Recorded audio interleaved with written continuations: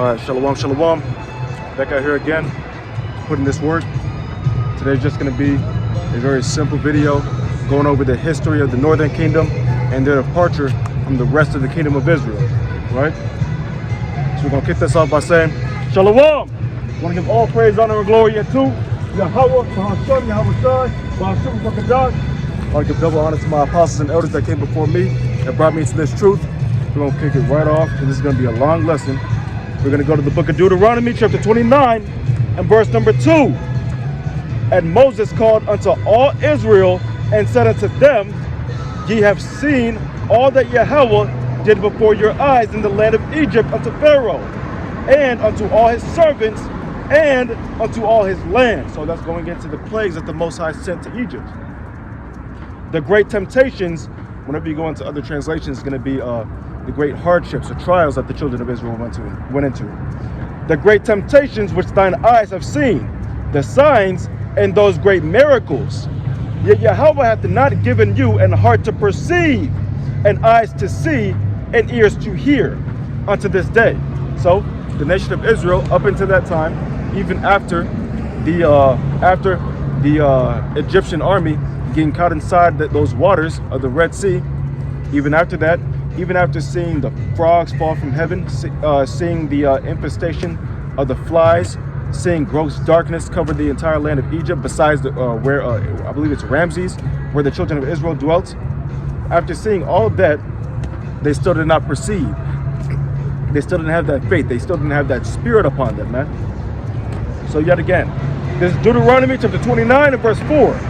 Yet Yahweh hath not given you an heart to perceive, and eyes to see, and ears to hear unto this day.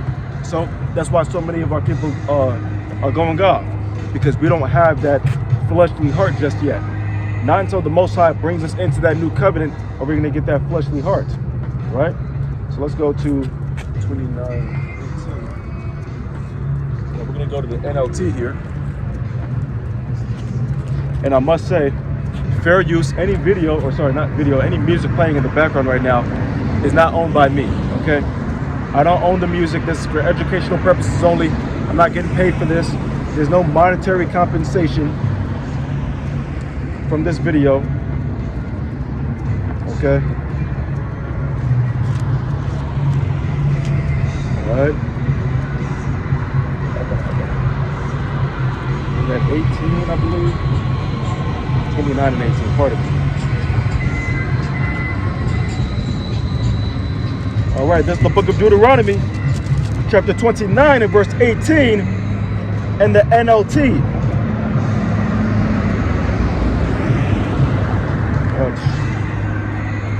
I am making this covenant with you so that no one among you, no man, woman, clan, or tribe will turn away from Yahweh, our God, to worship these gods of other nations, and so that no root among you bears bitter and poisonous fruit. Right? So the Most High made this covenant with the children of Israel and gave us these laws so we didn't go off. We didn't start doing wickedness in which we would fall to the death that those Amorites were dealing with, that the other Canaanites were dealing with, the Egyptians.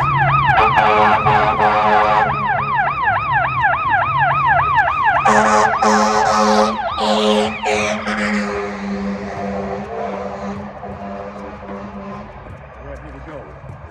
Again, this is Deuteronomy chapter 29 and verse 18.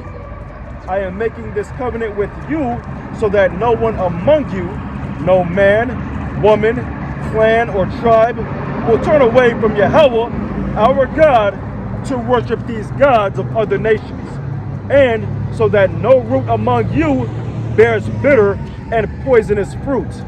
So this the commandments or the covenant of the Lord doesn't only go into what you can't do, but also goes into what you must do in order to keep righteousness or the land holy, right? Maintain a peaceful order within your community, right? So if you see somebody doing wickedness, then you have to weed that out quickly, immediately. Those who hear the warnings of this curse should not congratulate themselves, thinking I am safe even though I am following the desires of my own stubborn heart. This would lead to utter ruin, and that's a majority of people in America. A majority of people in America practice something called hedonism, right? Doing whatever feels good at the moment, right? And you saw the same thing with those Epstein files that came out, right? Yahweh will never pardon such people. Instead, his anger and jealousy will burn against them. All the curses written in this book will come down on them, and Yahweh will erase their names from under heaven. So the Most High is going to completely kill them. The Lord is going to destroy them, man. Yahweh will separate them from all the tribes of Israel to pour out on them all the curses of the covenant recorded in this book of instruction, right? So the Lord said by his prophet Moses, if you don't keep the words of this covenant, or you don't keep the commandments of the Lord, and you veer off and you start serving other gods, then he's going to kill you, right? He's going to destroy you. Then the generations to come, both your own descendants and the foreigners who come from distant lands, will see the devastation of the land and the diseases Yahweh inflicts on it.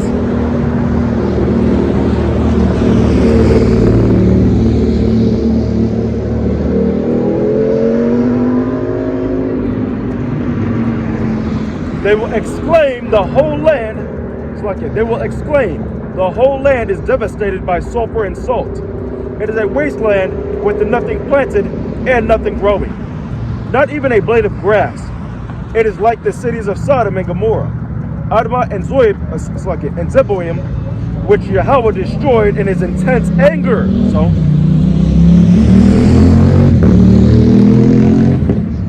and eventually, we're going to be seeing the state of Israel, those people over there, we're going to be seeing that state get completely annihilated and decimated by thermonuclear destruction, right? But that place is going to be built up, man. It's going to be built back better, right?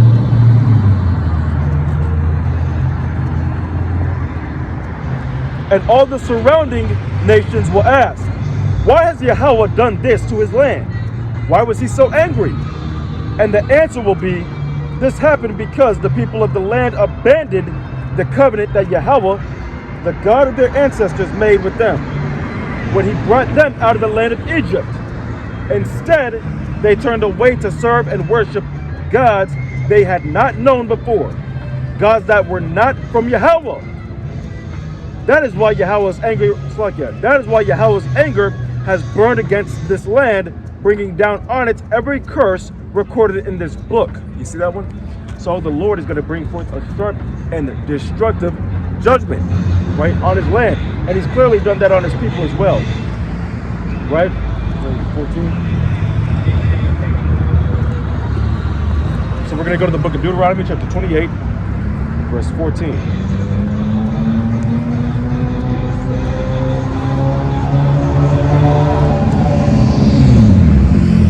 This is the book of Deuteronomy, chapter 28 and verse 14.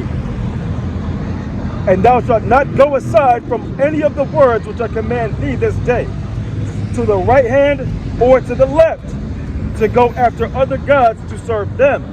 Right? So the Most High is repeatedly telling the children of Israel to not go after other gods. Let's derail real quick for a moment. We're going to go to the book of Exodus, chapter 20, right? Very simple. Going into the commandments, right? What people know as the 10 Commandments. This is the book of Exodus, chapter 20 and verse 1. And God spake all these words, saying, I am Yahweh thy God, which have brought thee out of the land of Egypt, out of the house of bondage. Thou shalt have no other gods before me. You see that one? So the Lord immediately commanded the children of Israel to have no other gods before him. Thou shalt have no other gods before me.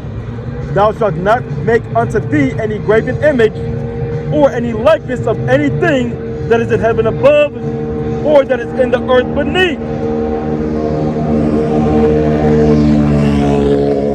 or that is in the water under the earth. You see that one? So the good Lord told you explicitly to not have any gods above him, right? And to not bow down to them.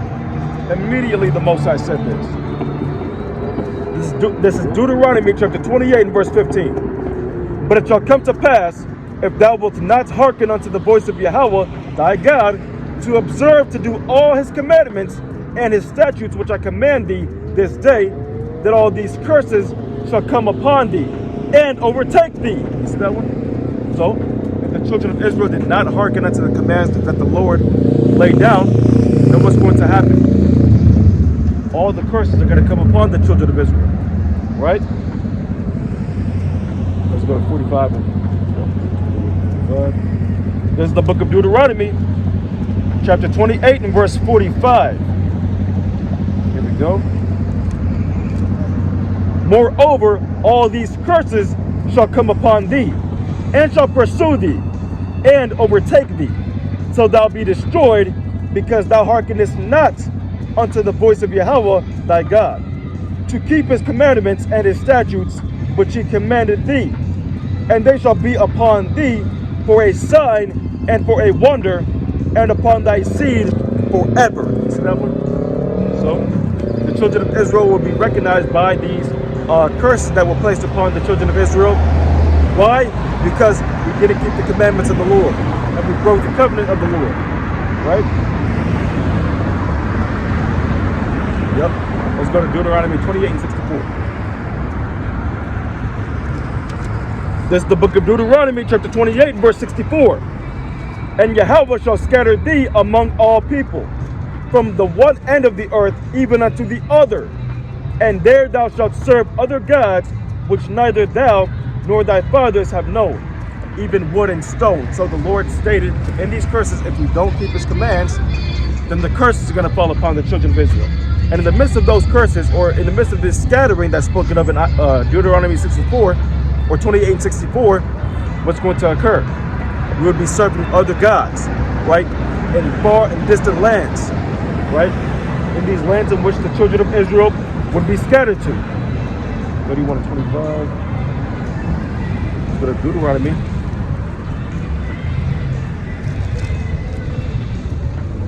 This is the book of Deuteronomy, chapter 31 and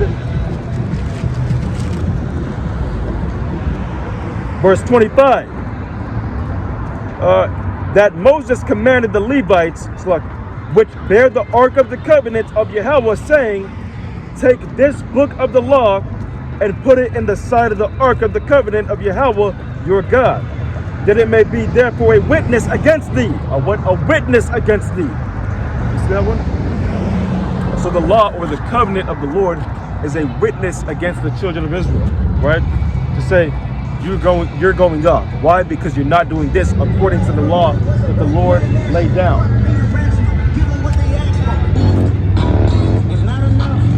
For I know thy rebellion and thy stiff neck.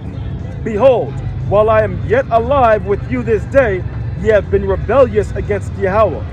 And how much more after my death? You see that one? So, Moses already understood and perceived, based off of pattern recognition and the prophecies that the Most High endowed him with, or imbued him with, that the children of Israel were going to go off, right?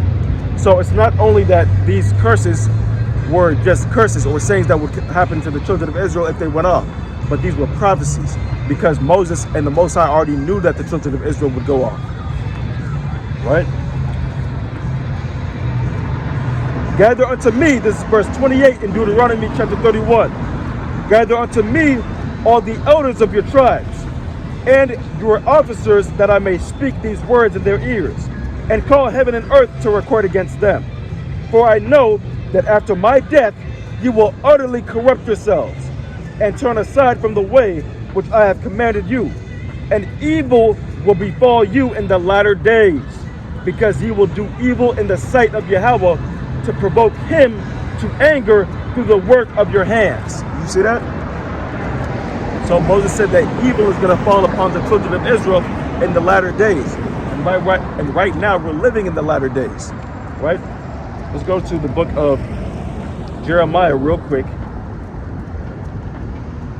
right? To just take a glimpse, to get a glimpse at what's going to be happening in these latter days, right? That's the book of Jeremiah, chapter 30, and verse 7. Alas, for that day is great, so that none is like it. It is even the time of Jacob's trouble, but he shall be saved out of it. Who is the he? I'm talking about the elect. The elect of the children of Israel, or Jacob, is going to be saved out of Jacob's trouble. But the rest of the children of Israel are going to be getting completely dominated by the other nations, man. Primarily the Edomites. And Moses, okay, pardon me. All right, this is where we're good. Let's go back to what we got here. Yep, Leviticus 20:1. So again, man, the Lord, by his prophet Moses, said that the children of Israel were going to go off. And what were the curses that would befall the children of Israel? Idolatry. That was one of the chief curses, right? And that's one of the chief commands. Serve no other God but the Most High, right? So let's go to the book of Leviticus chapter 20. This is the book of Leviticus chapter 20 and verse 1.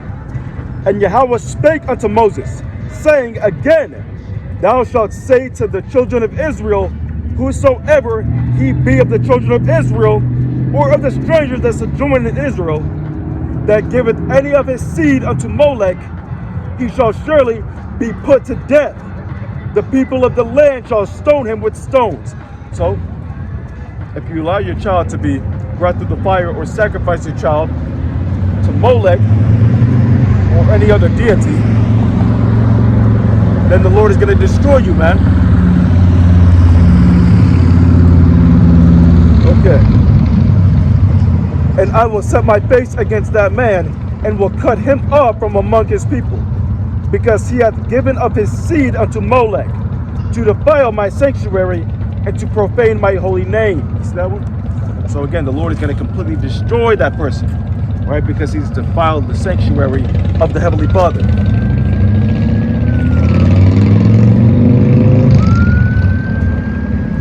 Here we go. Verse 4. And if the people of the land do any ways hide their eyes from the man when he giveth of his seed unto Molech, and kill him not. So if the people of the land don't destroy that person or stone that man that gave his seed to Molech,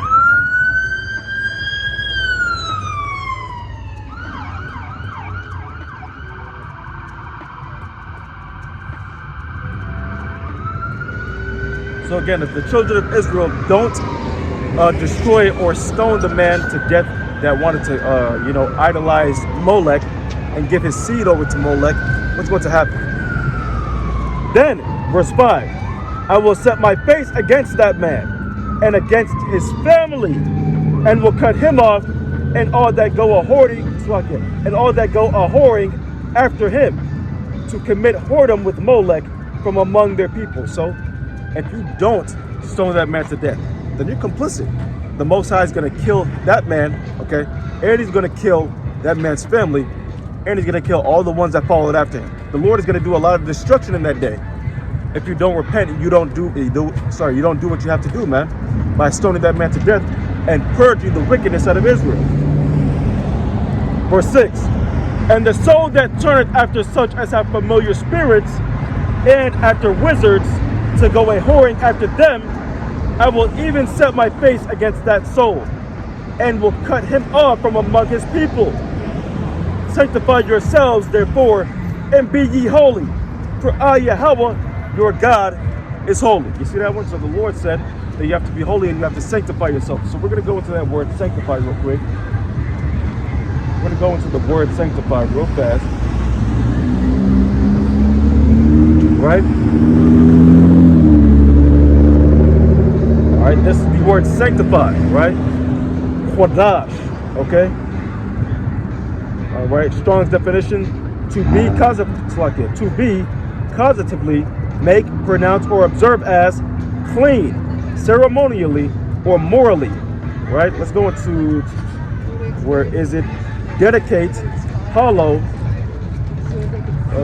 prepare, proclaim, purify. You see that one? Let's go into this here. To be set apart, be consecrated, to be hallowed, consecrated, tabooed, right? To show oneself sacred or majestic, to be honored, be treated as sacred, to be holy. As simple as that, man. So again, you have to set yourself apart from this wicked place, man. And you have to set yourself apart from these wicked, wicked idols of the world, man. And so that is the judgment on whomever wants to follow after those that want to break the commands of the Lord and wants to study and dabble into witchcraft and wizardry. Right? Hosea, yep, 4:16. Go in the book of Hosea.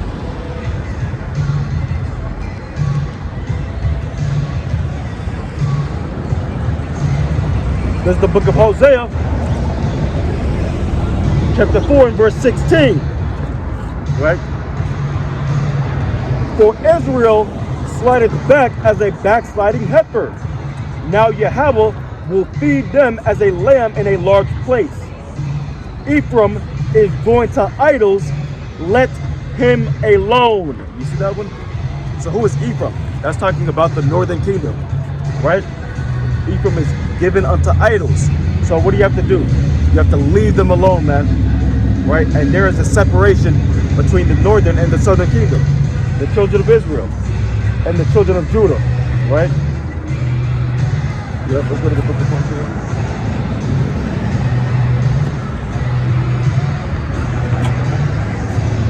That's the book of Hosea, chapter 4 and 16 in the NLT. Israel is stubborn like a stubborn heifer. So should Yahweh feed her like a lamb in a lush pasture? Leave Israel alone, because she is married to idolatry. You see that one? Again, you have to leave Israel or Ephraim alone. Why? Because they are wholly given over to idolatry, to the serving of to false gods, right? Leave Israel alone, because she is married to idolatry. When the rulers of Israel finish their drinking off they go to find some prostitutes. They love shame more than honor. You see that one? So again, what's a shameful thing? A shameful thing is being an idol worshiper, right? A shameful thing is being a heathen. A shameful thing is worshiping these false gods, celebrating Christmas and Thanksgiving, the ways of the world, man. That's a shameful thing, man. And that's why the Lord told the rest of the children of Israel to separate themselves from that, man. And that's exactly why you have commands in the covenant to destroy those that want to go after idols, right? But of course, if you don't do that, then your entire nation is going to be not purified, but it's going to be toxified with wickedness, man. Right? Beautiful. 2 Samuel 11 and 2. All right.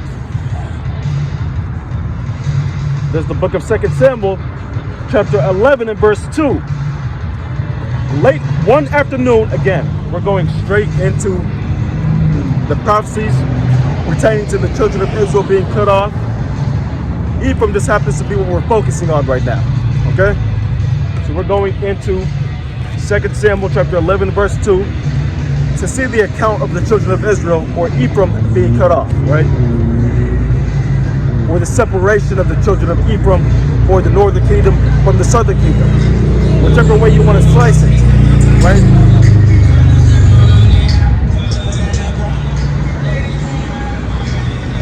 This is the book, again, fair use. There's no any music that's playing in the background right now is not owned by me, okay?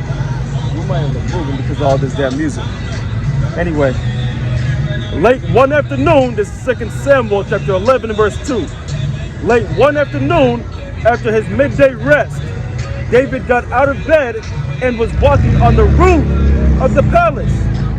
As he looked out over the city, he noticed a woman of unusual beauty taking a bath, right? So King David went out after his afternoon nap, after his afternoon slumber, and he looked out and he saw a woman taking a shower, right? Or taking a bath, right?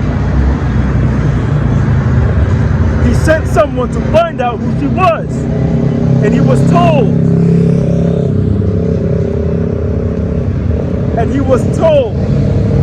She is Bathsheba.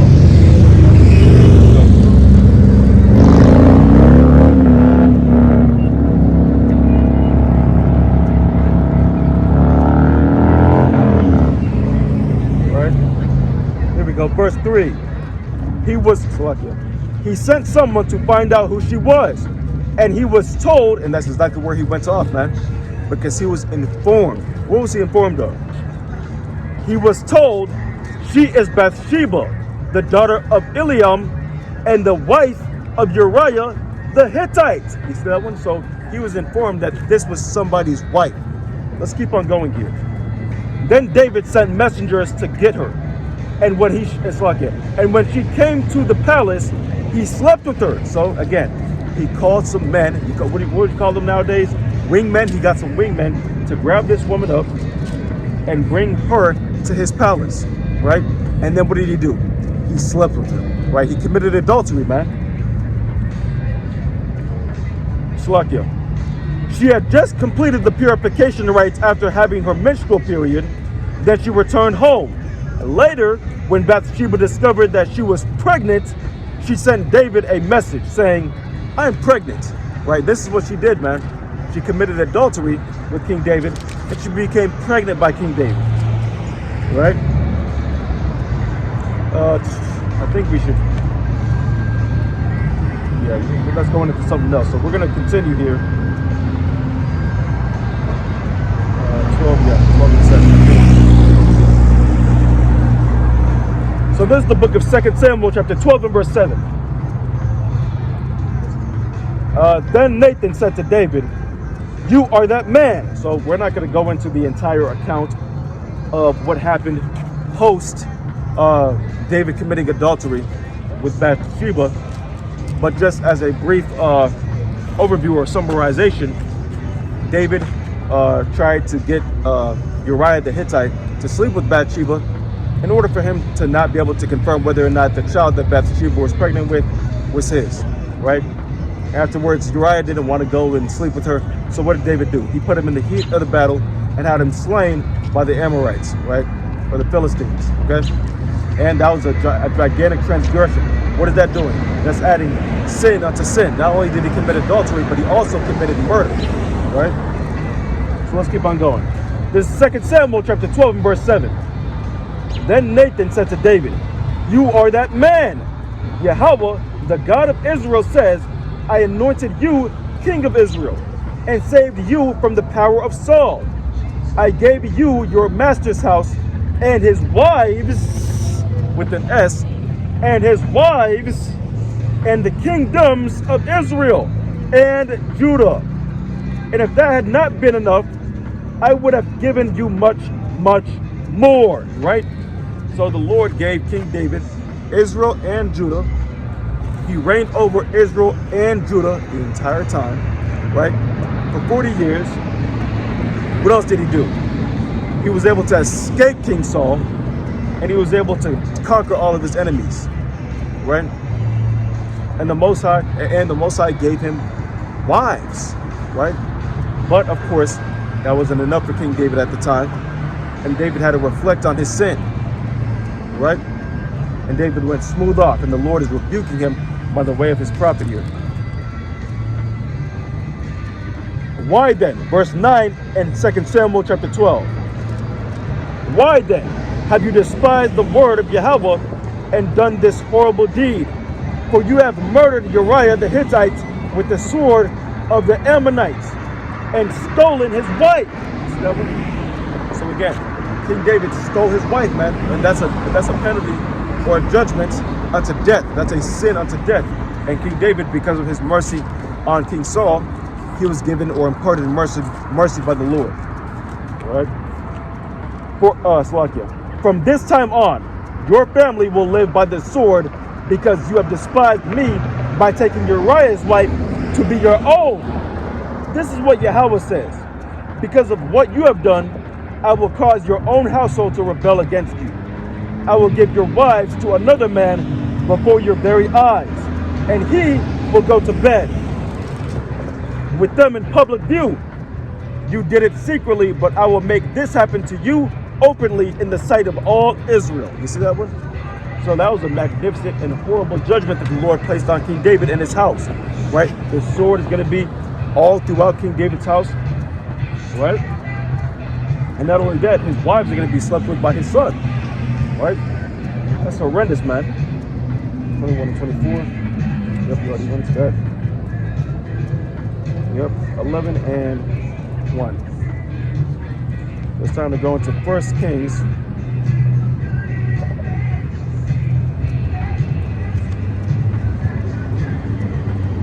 All right, this is the book of 1 Kings. Ooh, this is a long one. This is the book of 1 Kings, chapter 11, and verse 1. Matter of fact, I want to get this in the... Yep. Yeah, we're going to get this here.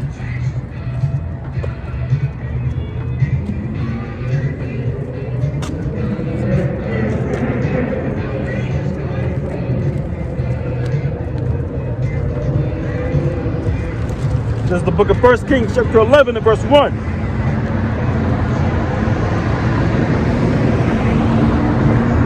Let's let them go real quick.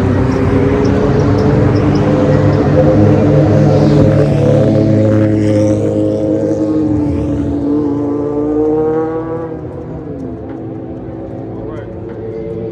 This is the book of 1 Kings, chapter 11, and verse 1. But King Solomon loved many strange women, together with the daughter of Pharaoh, women of the Moabites, Ammonites, Edomites, Zidonians, and Hittites, of the nations concerning which Yahweh said unto the children of Israel, Ye shall not go into them, neither shall they come in unto you, for surely they will turn away your hearts after their gods.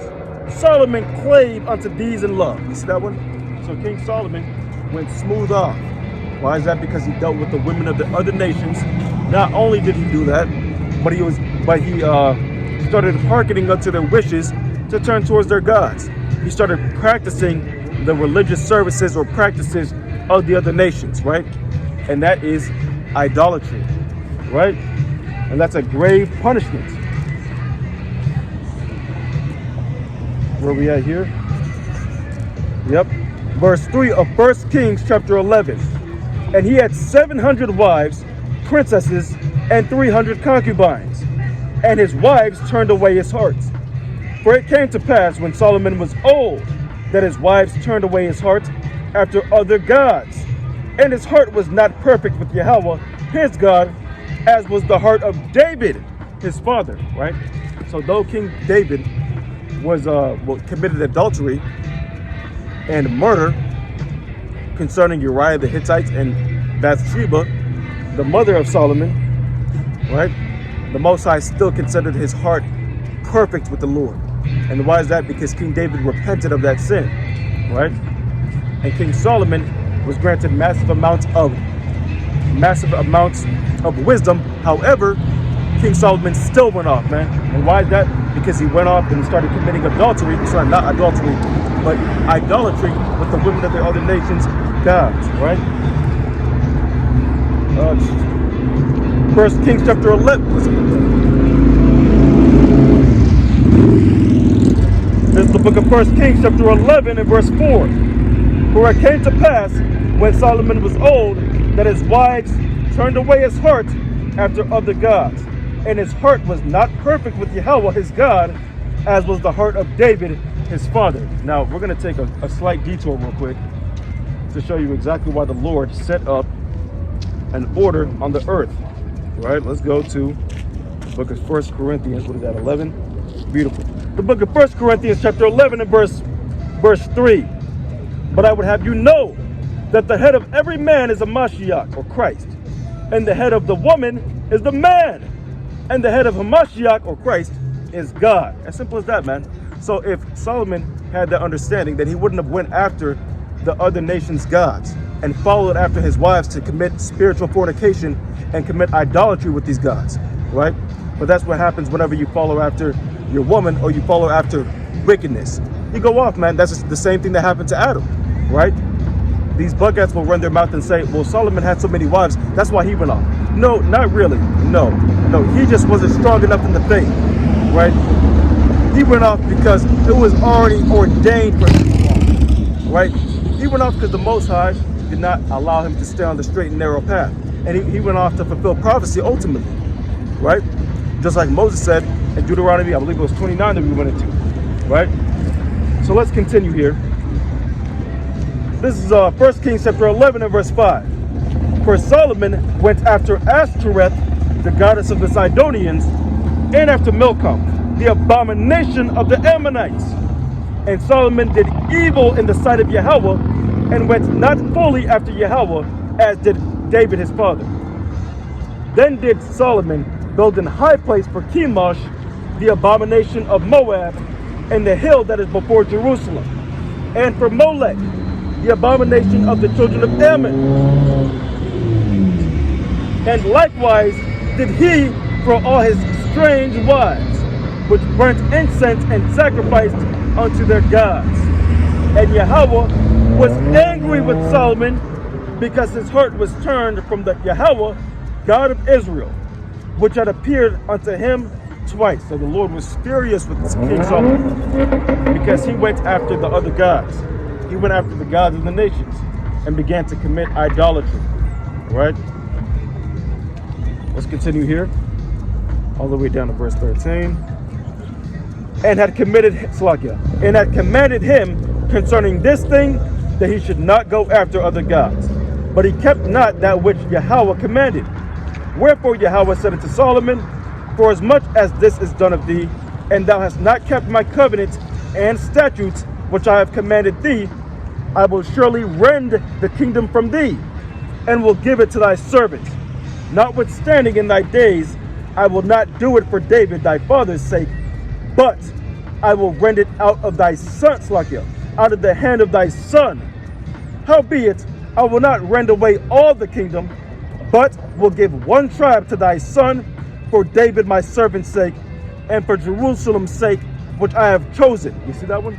So the Most High has given one tribe over to the house of David. And who was that tribe? Obviously, the house of Benjamin, or the children of Benjamin, or the tribe of Benjamin. Okay? And Yahweh stirred up an adversary unto Solomon, Hadad the Edomite. He was of the king's seed in Edom. So the Most High stirred up this man to go up against the host of Israel, right? Or to go up against Solomon specifically. Right? Let's go to 11:43. This is the book of 1 Kings chapter 11 and verse 43. And Solomon slept with his fathers, and was buried in the city of David his father. And Rehoboam his son reigned in his stead. You see that one? So Solomon passed away. So now his son Rehoboam is ruling. Okay, let's go to 1 Kings chapter 12 and 1. Excuse me.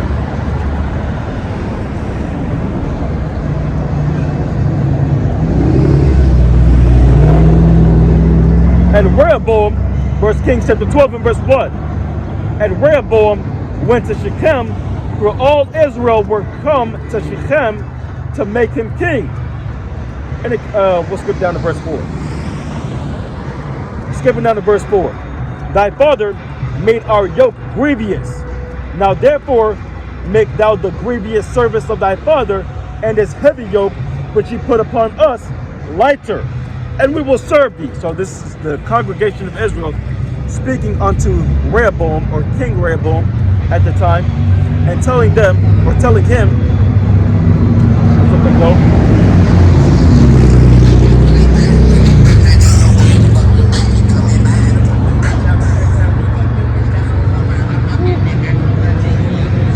and telling King Solomon, it's like King Rehoboam, that your father laid a heavy yoke upon us, right? He made it very tough. He was very tough on us, right?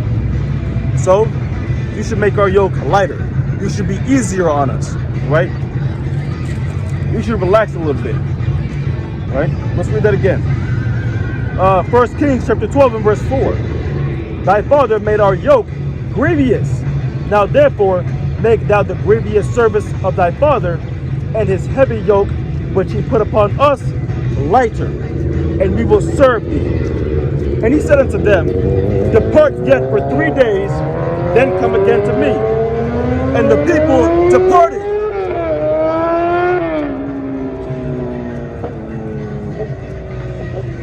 Right? So, the people departed for 3 days as King Rehoboam consulted with the old or the wise men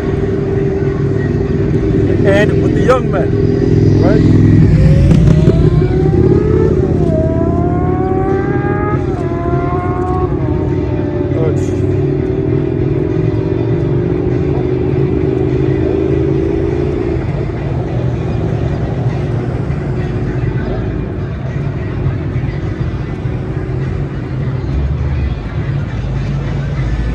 Right, and all right, so here we go. This is the book of 1 Kings chapter 12, and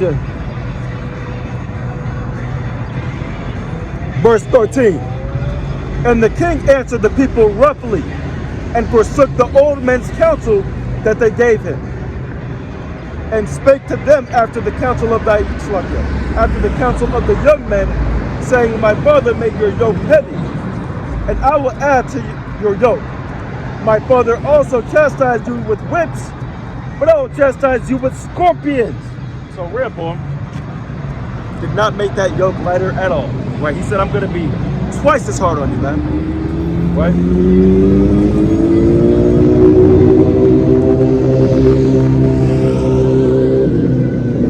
Wherefore the king hearkened not unto the people, for the cause was from Yahweh, that he might perform his saying, which Yahweh spake by Ahijah the Shilonite unto Jeroboam the son of Nebat.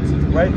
So this is already preordained that the Lord is going to put it on his spirit to go completely off, right? To say, I'm not going to make your affliction lighter at all. I'm going to make it much more difficult for you, actually, right? Whether you like it or not, right?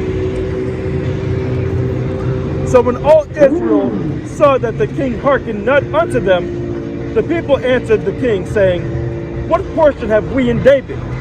Neither have we inheritance in the son of Jesse. To your tent, O Israel. Now see to thine own house, David. So Israel departed unto their tents. But as for the children of Israel, which dwelt in the cities of Judah, Rehoboam reigned over them. Right? Then King Rehoboam sent Adoram, who was over the tribute, and all Israel stoned him with stones, right? So he was trying to collect money from the children of Israel. And what did they do to the money collector? They murdered him, right? They stoned him to death, okay?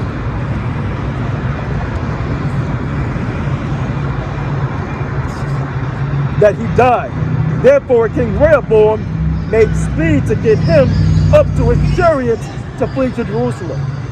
So Israel rebelled against the house of David unto this day. As you see, this is going to get to the rebellion or the legitimate split between Ephraim and Judah, or the northern kingdom and the southern kingdom, right? And it came to pass, when all Israel heard that Jeroboam was come again, that they sent and called unto him unto the congregation, or Slakia, and called him unto the congregation, and made him king over Israel. Therefore was none that Slakia, there was none that followed the house of David, but the tribe of Judah only. So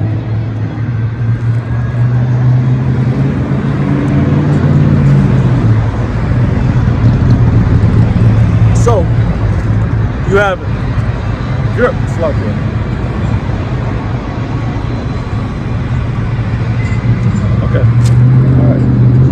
So you have Jeroboam that's ruling over the northern kingdom at this time, or the other 10 or the 11 tribes at this point, right?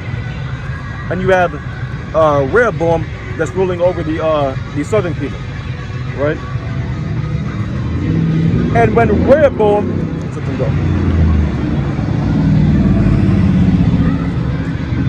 Rehoboam, was come to Jerusalem, he assembled all the house of Judah with the tribe of Benjamin. You see that one? So you see Judah teaming up with the tribe of Benjamin. And why is that? Because of the blood of the covenant that was made between King David and Jonathan, Saul's son, right? This is 1 Kings chapter 12 and verse 21. And when Rehoboam was come to Jerusalem, he assembled all the house of Judah with the tribe of Benjamin, 184,000 chosen men, which were warriors to fight against the house of Israel, to bring the kingdom again to Rehoboam, the son of Solomon, right? So now we're looking at a war that's being stirred up between Judah and Ephraim, or Judah and Israel, right? But the word of God came unto Shemaiah, the man of God, saying, Speak unto Rehoboam, the son of Solomon, king of Judah, and unto all the house of Judah and Benjamin, and to the remnant of the people, saying, Thus saith Yahweh, Ye shall not go up nor fight against your brethren, the children of Israel. Return every man to his house, for this thing is from me. They hearkened therefore to the word of Yahweh. What does he mean by this thing is from me? The split between the children of Israel, or Ephraim and Judah, that was preordained by the Lord, man. As we saw pertaining to Rehoboam going completely off and saying, you know, I'm going to make your affliction much tougher as opposed to the affliction of my father. I'm going to be beating you with scorpions, man. Salakia. For this thing is from me. They hearkened therefore to the word of Yahweh, and returned to depart according to the word of Yahweh. Then Jeroboam built Shechem and Mount Ephraim, and dwelt therein, and went out from thence, and built Penuel. And Jeroboam said in his heart, Now shall the kingdom return to the house of David. Verse 27 in 1 Kings chapter 12. If this people go up to the Slakia to do sacrifice in the house of Yahweh at Jerusalem, then shall the heart of the Slakia, then shall the heart of this people turn again unto their Lord, even unto Rehoboam king of Judah, and they shall kill me and go again to Rehoboam king of Judah. So he doesn't want the northern kingdom going to do sacrifices in Jerusalem, because he believes that they're going to turn back towards the Lord and turn back towards Judah, right? And come back underneath the 12 tribes, right? Or the banner of one king. Verse 28 in 1 Kings chapter 12. Whereupon the king took counsel and made 2 calves of gold, and said unto them, It is too much for you to go up to Jerusalem. Behold, thy gods, O Israel, which brought thee up out of the land of Egypt. So Jeroboam went 3,000% off, man, right? And he created or erected idols for the northern kingdom to serve and to worship, and even and went as far to attribute the deliverance of the children of Israel from Egypt to these gods that he made, or these idols that he made. And he set the one in Bethel, and the other put he in Dan. And this thing became a sin, for the people went to worship before the one, even unto Dan, and he made an house of high places, and made priests of the lowest of the people, which were not of the sons of Levi. You see that one? You see that? So he went completely off, man. He completely circumvented or threw away the Levitical priesthood. He brought forth idolatry and attributed the deliverance of the children of Israel to these idols, right? Went completely off. Is that 33? Nope. And where are we at here? This is 1 Kings chapter 12 and 32. And Jeroboam ordained a feast in the 8th month, on the 15th day of the month, like unto the feast that is in Judah. And he offered upon the altar, so did he in Bethel, sacrificing unto the calves that he had made. And he placed in Bethel the priests of the high places which he had made. So he offered upon the altar which he had made in Bethel the 15th day of the 8th month, even the month which he had devised of his own heart, and ordained a feast unto the children of Israel. And he offered upon the altar and burnt incense. Went straight off, man. Created a new quote-unquote holy day. And hey, you could say this is just going into paganism, man. Going into that old Babylonian Kemetic mystery school system, man. right?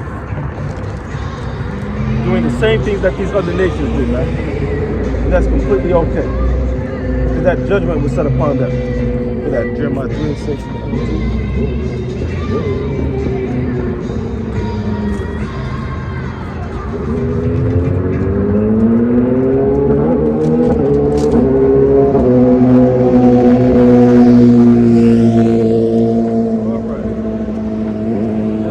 Jeremiah chapter 3 and verse 6 in the NLT. Right here. During the no.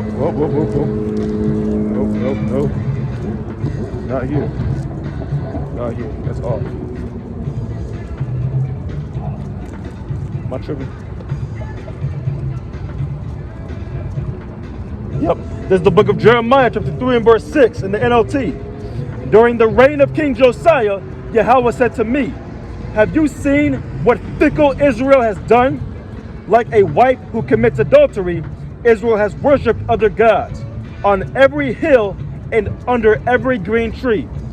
I thought after she has done all this, she will return to me, but she did not return. And her faithless sister Judah saw this, right? So this is going into the northern kingdom, going into idolatry, and then going against the children of Israel or the southern kingdom, following right behind them.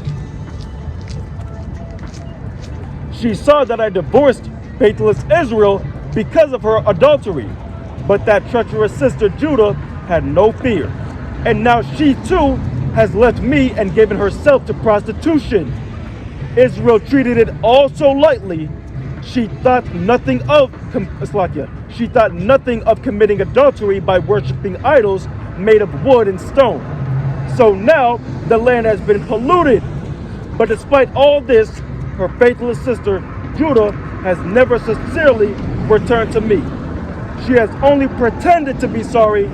I, Yahweh, have spoken, right? And that's what our people do, man. They just pretend to be sorry. They just pretend like they have faith. They just pretend like they serve the Lord. They only pretend like they believe. But if you really believe, then you're going to be doing the things that the Lord said. Doing the things that the Lord ordained. Excuse me. Doing the things that the Lord ordained, man, not scoffing at them. What kind of idiot, what kind of person that says that they actually believe in the Lord is going to scoff at what the Lord says? That's an unbeliever, man.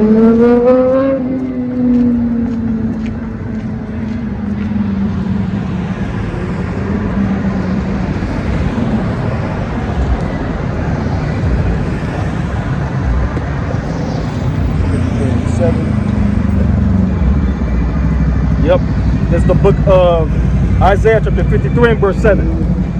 He was, this is in the NLT. He was oppressed and treated harshly, yet he never said a word. He was led like a lamb to the slaughter, and as a sheep is silent before the shearers. He did not open his mouth. Unjustly condemned, he was led away. No one cared that he died without descendants, that his life was cut short in midstream. But he was struck down for the rebellion of my people. For the what? For the rebellion of my people. He had done no wrong and had never deceived anyone. But he was buried like a criminal. He was put in a rich man's grave. But it was Yahweh's good plan to crush him and cause him grief. Yet when his life is made an offering for sin, he will have many descendants. He will enjoy a long life, and Yahweh's good plan will prosper in his hands. So this is going against Yahushua being killed on the cross for the remission of sins for the children of Israel. Because of all the wickedness backsliding Israel and backsliding Judah has done, the Most High sent his son Yahushua to die for the sins of the children of Israel, as we see and read time and time again in the prophecies and the Old Testament, the Apocrypha, and the New Testament. Let's go to 9 and 15. Let's go to the book of Jeremiah, chapter 9 and verse 15.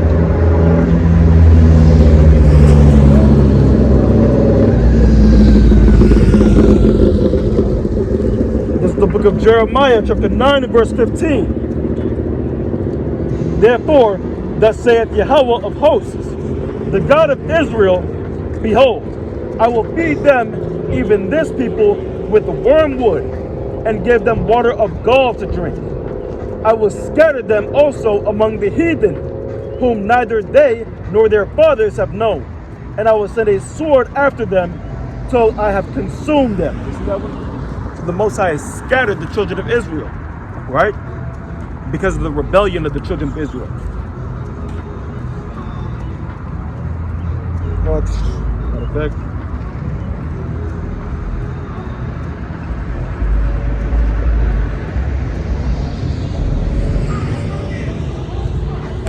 all right, let's go into 31:20. Beautiful. Okay. So far, we understand that these prophecies from starting with Moses, right?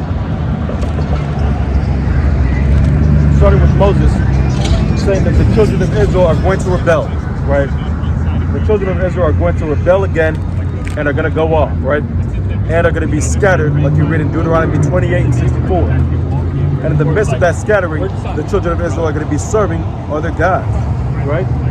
And in that goes into your idolatry. So, fast forwarding, you have King David escaping the punishment of King Saul, right? And with that, he builds up his kingdom and he's ruling over Judah and Israel, right? In the midst of that, he commits adultery with Bathsheba, and in the midst of that adultery, the sword is sent onto the house of David, okay? Moving forward, him and Bathsheba,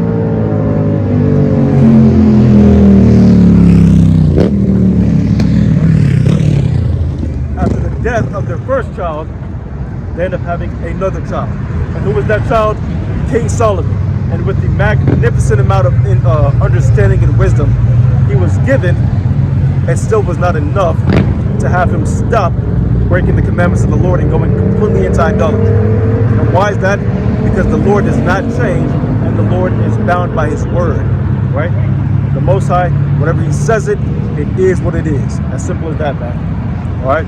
After that, you have his son, Rehoboam and Jeroboam, ruling over two different realms. And one of these realms, that's Judah and Israel. And the nation has split to the point where they're getting ready to go to war with each other. And so the Lord tells them not to do it because it's of the prophecies that they're supposed to be split up for this certain time, right? Now let's move on. That's not what I wanted. I wanted beautiful 31 and 20. Okay. This is the book of Jeremiah, chapter 31 and verse 20. Where we at here? Is Ephraim my dear son? Is he a pleasant child? For since I spake against him, I do earnestly remember him still. Therefore my bowels are troubled for him. I will surely have mercy upon him, saith Yahweh. You see that one? So though the Most High brought forth destruction, the sword, upon Ephraim, the Most High has not forgotten about Ephraim. He's not forgotten about Israel, the northern kingdom, right? There's no getting around that, man. 46 and 2.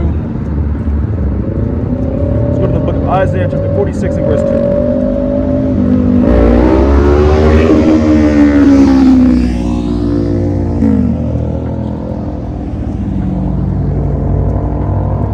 This is the book of Isaiah, chapter 46 and verse 2.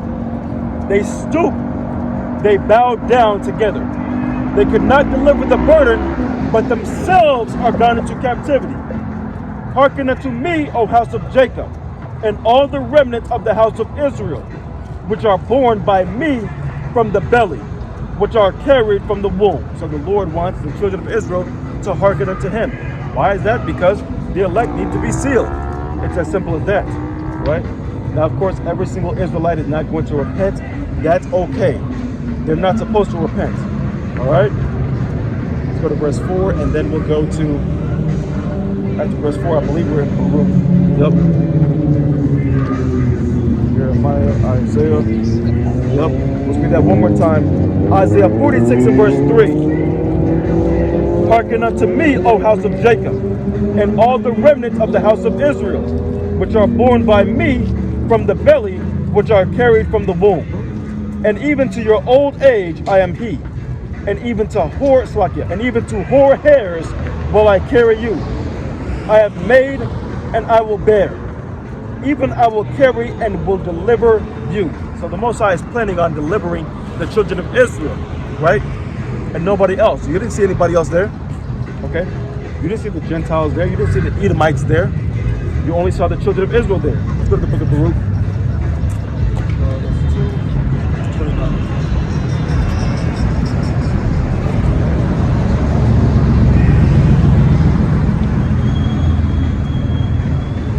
This is the book of Baruch, chapter 2 and verse 29.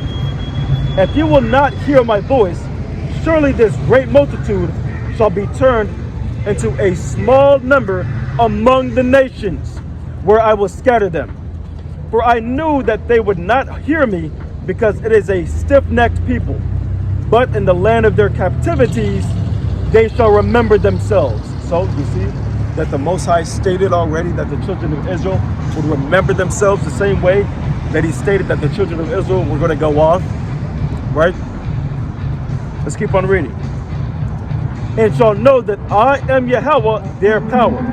For I will give them an heart and ears to hear. And they shall praise me in the land of their captivity. And what's that land? Babylon the Great, the belly of the beast, right? The valley of the shadow of death. And think upon my name, and return from their stiff neck and from their wicked deeds. For they shall remember the way of their fathers, which I've sinned before Yahweh.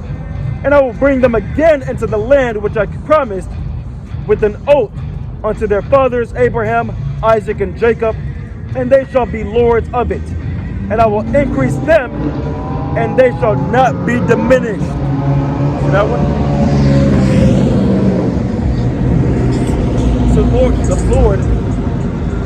So the Lord has plans to increase the children of Israel, right?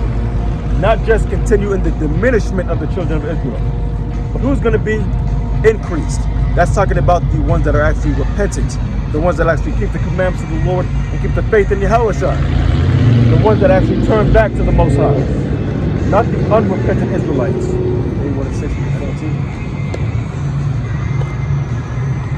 Let's go to Jeremiah 31.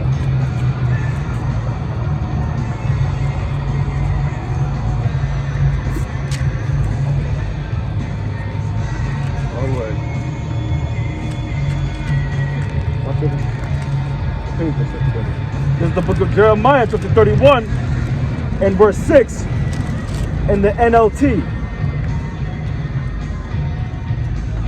The day will come when watchmen will shout from the hill country of Ephraim, come, let us go up to Jerusalem to worship Yahweh our God. Now this is what Yahweh says. Sing with joy for Israel. Shout for the greatness of nations. Shout for the greatest of nations. Shout out with praise and joy. Save your people, O Yahweh, the remnant of Israel. For I will bring them from the north and from the distant corners of the earth. I will not forget the blind and lame, the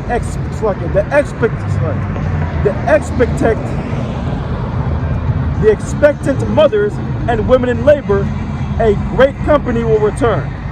Tears of joy will stream down their faces, and I will lead them home with care, with great care. They will walk beside quiet streams and on smooth paths where they will not stumble. For I am Israel's father, and Ephraim is my oldest child.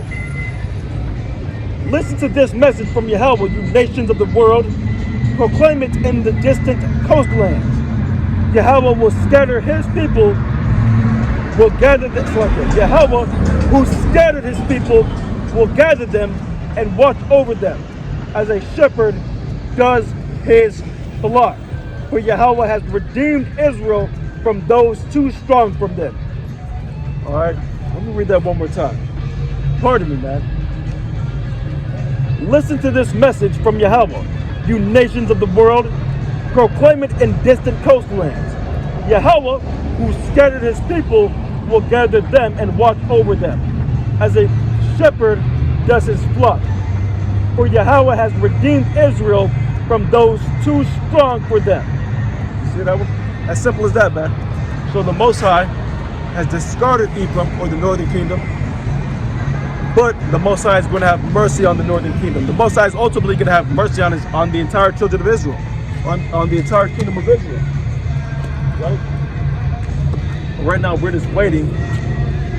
We're just waiting until the trial is over, man. All right? We're going to cap this off in the book of Ezekiel, chapter 37.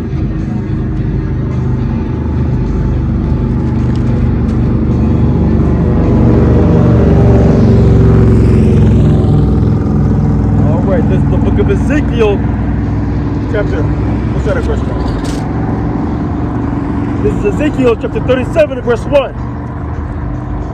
The hand of Yahweh was upon me, and carried me in the spirit of Yahweh, and set me down in the midst of the valley, which was full of bones, and caused me to pass by them round about. And behold, there were very many in the open valley, and lo, they were very dry. So this is going into the valley of dry bones, right? Now the valley of dry bones isn't only America.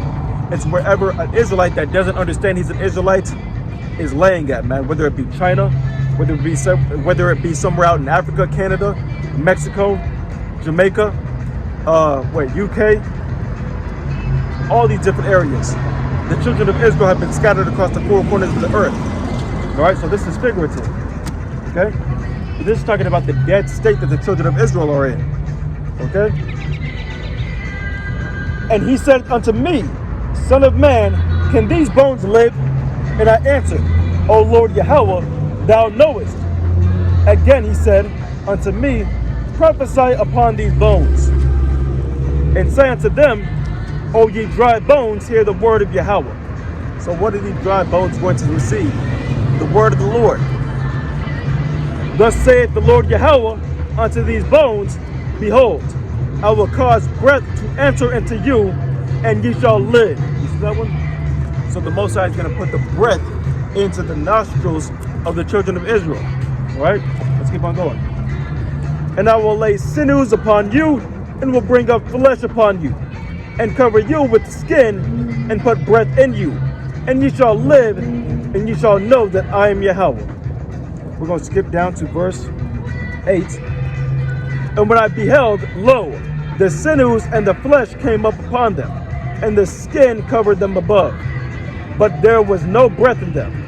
Then said he unto me, Prophesy unto the wind, prophesy, son of man, and say to the wind, Thus saith the Lord Yahweh, Come from the four winds, O breath, and breathe upon these slain, that they may live. So I prophesied as he commanded me, and the breath came into them, and they lived and stood upon their feet, an exceeding great army. And that's exactly what's happening right now. The Lord has put out his spirit to where the Most High has ordained certain men to go around the world to bring out the truth of the scriptures and tell the children of Israel to repent and to come back to the Lord before that day of judgment, and to throw off the curses and the judgment that's going to befall the other nations on the face of the earth before that great, dreadful day of the Lord. Then he said unto me, Son of man, these bones are the whole house of Israel. Behold, they say, O bones are dry. So again, our bones are dry, and our hope is lost. We are cut off for our parts. Therefore prophesy and say unto them, Thus saith the Adonai Yahweh, Behold, O my people, I will open your graves, and cause you to come up out of your graves, and bring you into the land of Israel. And ye shall know that I am Yahweh, when I have opened your graves, O my people, and brought you up out of your graves, and shall put my spirit in you, and ye shall live, and I shall place you in your own land. Then shall you know, or ye know, that I, Yahweh, have spoken it and performed it, saith Yahweh. So this is very specific. So this is very specific, man.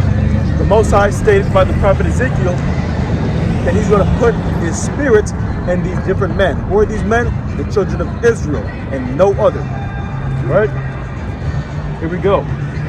The word of Yahweh came again unto me, saying, Moreover, thou son of man, take thee one stick, and write upon it for Judah, and for the children of Israel his companions. Then take another stick, and write upon it for Joseph, the stick of Ephraim, and for all the house of Israel his companions. And join them one to another into one stick, and they shall become one in thine hand. So again, this is going into the bringing together or the reconcilement of the children of Israel. And when the children of thy people shall speak unto thee, saying, Wilt thou not shew us what thou meanest by these?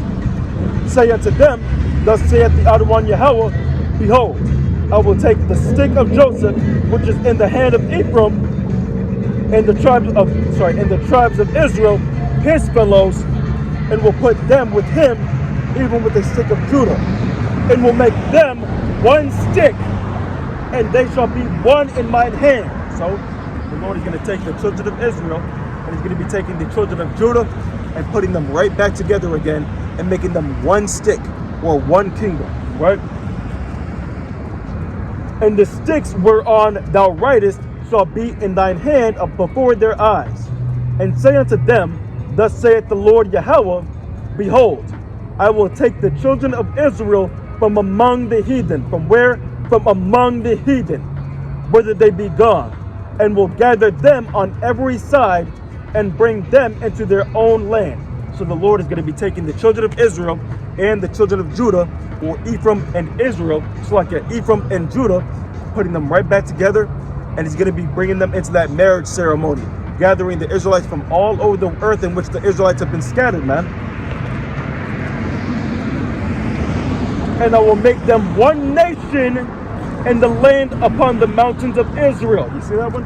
So at this point in time, you have the children of Judah and the children of Israel, and they're not one nation. They're two nations, right? And I will make them one nation in the land upon the mountains of Israel, and one king shall be king to them all. And they shall be no more two nations, neither shall they be divided into two kingdoms any more at all. Neither shall they defile themselves any more with their idols, nor with the detestable things, nor with any of their transgressions, but I will save them out of all their dwelling places, wherein they have sinned, and will cleanse them. So shall they be so shall they be my people, and I will be their God. And David my servant shall be king over them, and they all shall have one shepherd. They shall also walk in my judgments, and observe my statutes, and do them. As simple as that, man. The children of Israel will not go off ever again. Period, man. All right? We're going to cap this off with the book of, let's go to the book of Revelation chapter 18. Yep. This is the book of Revelation chapter 18 and verse 2. Matter of fact, we'll start at verse 1. And after these things I saw another angel come down from heaven, having great power, and the earth was lightened with his glory. And he cried mightily with a strong voice, saying, Babylon the great is fallen, and is become the habitation of devils, and the hold of every foul spirit, and a cage of every unclean and hateful bird. That's exactly what we're waiting on, man. We're waiting for Babylon to fall, right? For all nations have drunk of the wine of the wrath of her fornication, and the kings of the earth have committed fornication with her, and the merchants of the earth are waxed rich through the abundance of her delicacies. And I heard another voice from heaven, saying, Come out of her, my people, that ye be not partakers of her sins, and that ye receive not of her plagues. For her sins have reached unto heaven, and God hath remembered her iniquities. You see that one? So the Lord has remembered the iniquities of these other nations, man, specifically Babylon the Great. Let's keep on reading. Reward her even as she rewarded you, and double unto her, double according to her works. Read that again. This is Revelation 18 and verse 6. Reward her even as she rewarded you, and double unto her, double according to her works. And the cup which she hath filled, fill to her double. You see that one? So Babylon the Great is going to get double the punishment that they rained down on the children of Israel. Upon the children of Jacob, there's going to be a double punishment upon these Edomites, man, and all these other nations that had a hand in partaking, or so like that had a hand in the destruction, the death, the enslavement, the persecution of the children of Israel. All right, let's go to Obadiah. This is the book of Obadiah, chapter 1, well, Obadiah, verse 18, verse 17. But upon Mount Zion shall be deliverance, and there shall be holiness, and the house of Jacob shall possess their possessions. And the house of Jacob shall be a fire, and the house of Joseph a flame, and the house of Esau for stubble. And they shall kindle in them, and devour them, and there shall not be any remaining of the house of Esau, for Yahweh hath spoken it. So the children of Israel are going to come right back together, man. Judah and Ephraim are going to come right back together and be a twin flame, devouring the children of Edom, or the Edomites, or their rulership, or their kingdom, whatever the hell you want to call it. The Israelites are going to be ruling over this place and destroying the hegemony that's on the earth right now, that's led by the elites of the Edomites. Okay, let's go to the book of Isaiah. This is the book of Isaiah. This is the book of Isaiah, chapter 45 and verse 22. Look unto me, and be ye saved, all the ends of the earth, for I am God, and there is none else. I have sworn by myself, the word is gone out of my mouth in righteousness, and shall not return, that unto me every knee shall bow, every tongue shall swear. Surely shall one say in Yahweh, have I righteousness and strength? Even to him shall men come, and all that are increased, and all that are incensed against him shall be ashamed. And Yahweh shall all the seed of Israel be justified, and shall glory.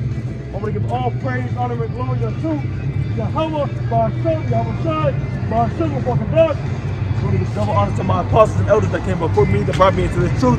Until next time, I say, Wah, Ba, Ba, Ba. So hopefully later after this putting in this work, Shalom.